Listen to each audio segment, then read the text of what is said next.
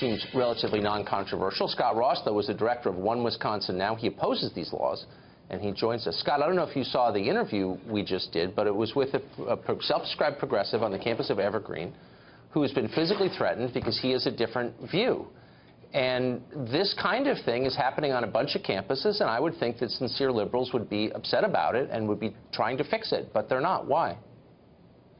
Well, Tucker, first of all, thank you for having me. And there is nobody who should defend violence or threats or disorderly conduct, but I don't think that the bill we're seeing, particularly here in the state of Wisconsin, meets any of those thresholds.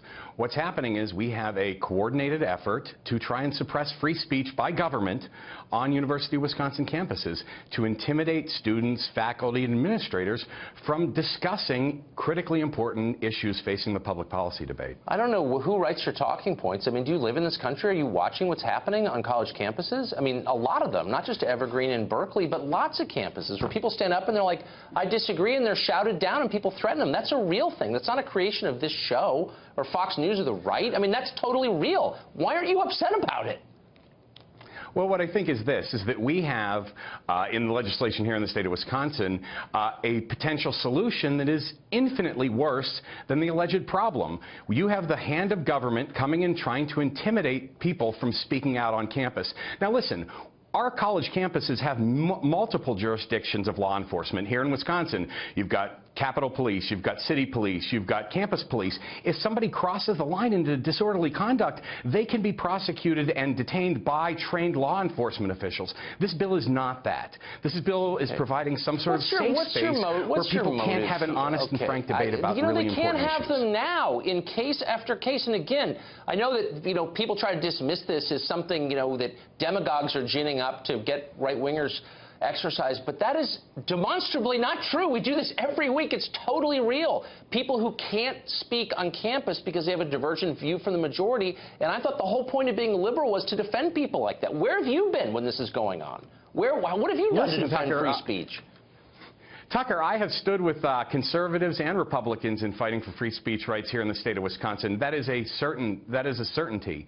But what I would say is this regarding this particular piece of legislation, and I can only speak for Wisconsin, where not one single conservative speaker who has come on campus has been prevented from being able to deliver their remarks in full.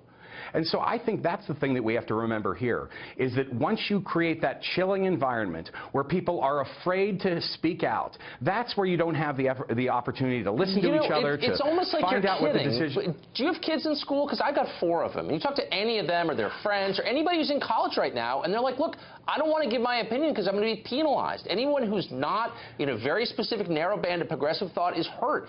That's totally, I mean, are you not aware of this?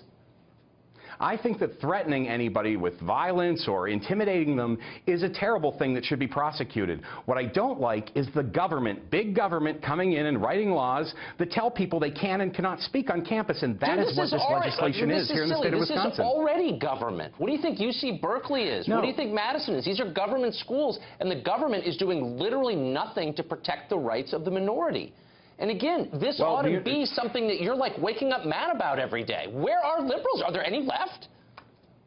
The University of Wisconsin is protecting free speech rights. Every speaker who has come to a University of Wisconsin campus, even provocateurs who have things to say that I would definitely disagree with, have been able to deliver all their remarks, Tucker. It hasn't happened here. That's the problem. Do you believe that a student in a poli-sci class at University of Wisconsin-Madison could say to his professor, I'm for Donald Trump, and expect that his grade would not be affected by that? Honestly, look at me right in the face and say, yeah, no problem.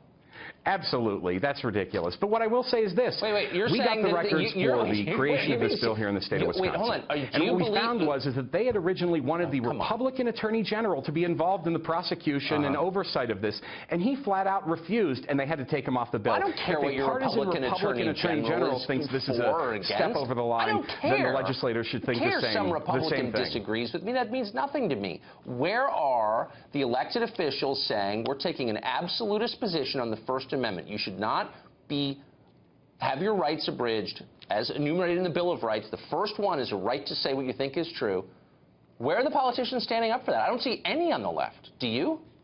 I would have to disagree with you strongly on that, Tucker, because, by allowing people to have that expression, the government isn't getting in the way of free speech. I mean, once the government comes in and tells you or I what we can and cannot say, that's where we cross the line into oppressing the First Amendment. But that's Only government can stop the First Amendment. That's happening right now. I mean, that's happening. If Milo Yiannopoulos can't give a speech at UC Berkeley, a government school, then the government is complicit in his First Amendment rights being taken away, no? Well, I would agree that you've given me a handful of examples that have happened around the nation. I've got like a huge. I mean, I can bore you. My viewers are very familiar with them because we talk about it all the time. Because we're not a liberal show. Because we believe in the First Amendment. I can't speak to that. I can tell you what goes on in the state of Wisconsin, which is we are allowed to speak on campuses. The Republicans want to stop that. And, you know, again, the Attorney General opposes the idea. And actually, the author of the bill himself, one of the Republican state representatives, was on public radio, was asked about the constitutionality of it, and he said he agreed that there were constitutional problems with this particular piece of legislation. Someone's got to stand up for That's why we're trying to stop it here in the state of Wisconsin. We do hope some of the Republicans will join us in this and stop it from happening. Thanks for joining us.